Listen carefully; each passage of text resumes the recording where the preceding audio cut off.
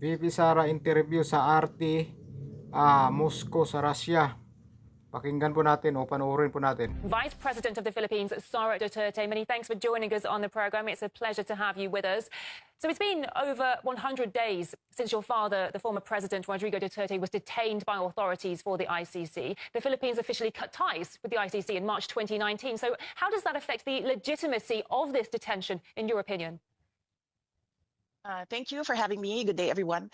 Well, that is precisely the question that was submitted by the defense team of former President Rodrigo Duterte to the ICC. The question on jurisdiction, particularly because they conducted the investigation 2 years after the withdrawal of the Philippines as a member of the ICC, and therefore should if already prescribed. And do you see any political motives for the case against Mr. Duterte? Well, yes, because before his detention, former President Duterte was a staunch critic of the Marcos administrations. There are serious allegations and questions about his competency and allegations about drug abuse that came from the former President Duterte. And before his detention, there was a preparation by the former president of a campaign for his senatorial candidates for the PDP, his political party. Talk us through how this case has affected your father and affected your family, really, and on a personal and a political level. Well, the last time that I talked to my father, he always said that you make your own history in this world, and he leaves it all up to God, whatever will happen to him. And he also said that he did what is best for his country, rightly or wrongly. As for the family, we have been more closer now. The quirk about our family is that we forget our personal differences if we have a common adversary, and at the moment that is President Bongbong Marcos. You and your family have said many times that this arrest warrant is illegal, but the ICC is an international court, so where do you even go to appeal? Well, there was a Senate investigation that was conducted by Senator Amy Marcos and was supported by some of the senators in the Philippine Senate.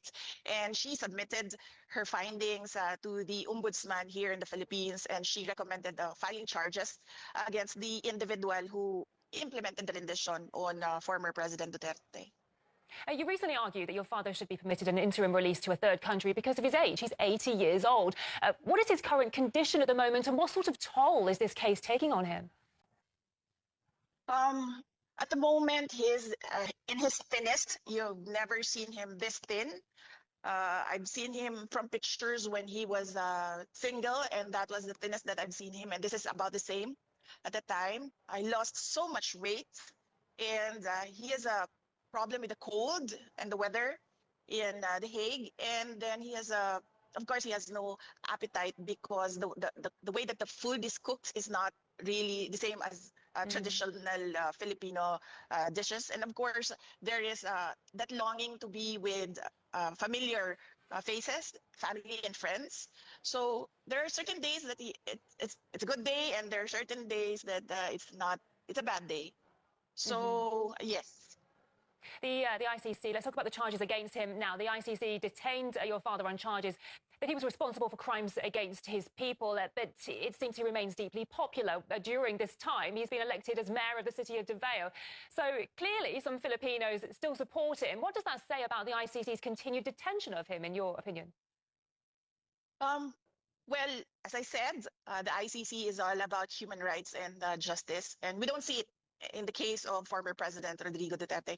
He has been in detention for more than 100 days without recourse for bail, and now his petition for interim release has been vigorously opposed without a legal reason by the prosecution. He has already stated in his brief that he is not a flight risk because of his age. If you can see the footage where he was pushed up the plane, he really had no strength at all to resist, and he doesn't intend to intimidate witnesses. He hasn't done that. He's been mayor. He hasn't done that. He was president when the ICC case was filed. He hasn't done anything at all with the witnesses. We all know the list of witnesses because we have information coming in from the investigations conducted by ICC investigators here in the Philippines, and he hasn't done anything.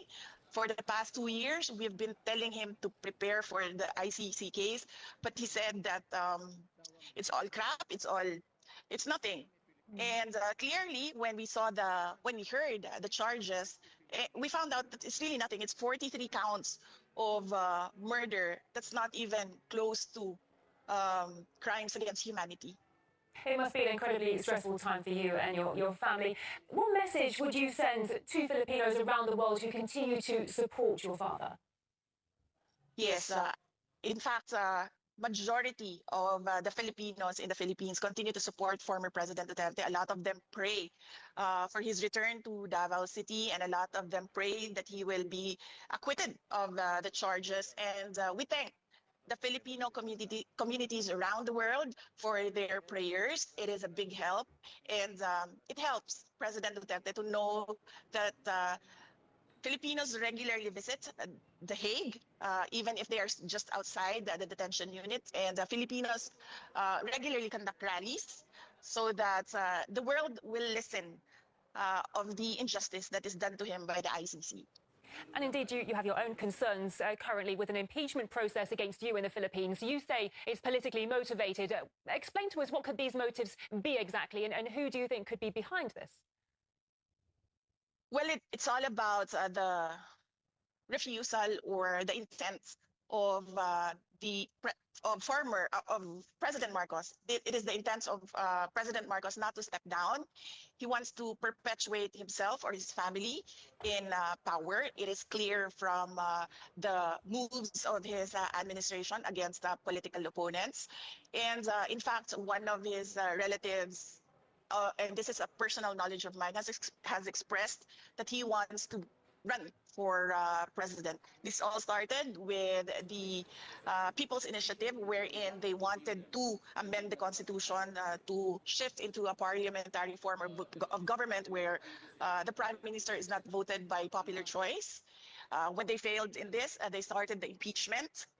And clearly, evidence shows that the members of the House of Representatives, many of them who signed, did not read the articles of impeachment. And one particular member of the House of Representatives already said publicly that there was money in exchange for the signatures in the articles of impeachment. Because I am the front runner in the presidential race in 2028, the survey shows that. And I think they want to eliminate the front runner. Do you think there might be a connection between the detention of your father and the impeachment process against you? I believe so, yes.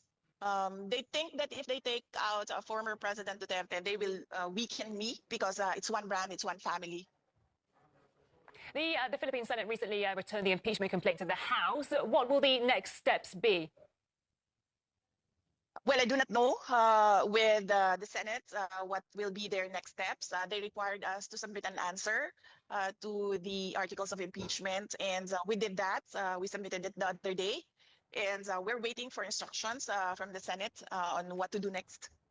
As you were just saying yourself, there are many people claiming that the impeachment process against you is designed to block your potential candidacy for the 2028 elections. Do you plan to run for the presidency if you are acquitted of the current charges? I have not planned anything for the presidential race of 2028. Some supporters have given me a deadline of the fourth quarter of the year 2026. So that is when I will decide if I will run for president on 2028. Your approval ratings are currently, well, reached 59% in March. What sort of public support have you received since then? Do you have a feeling that a majority of the Filipino people stand behind you? Well, I do not know. I don't have the numbers. I don't have the surveys. But I am comforted by the fact that wherever I go, people express their support and their prayers for former President Duterte. If we can just touch upon geopolitics for a moment, because the US often interferes in disputes between the Philippines and China in the South China Sea. I'd like to ask, what's your opinion on Washington's role in the region? Well, for the Philippines, our constitution clearly states that we should have an independent foreign policy.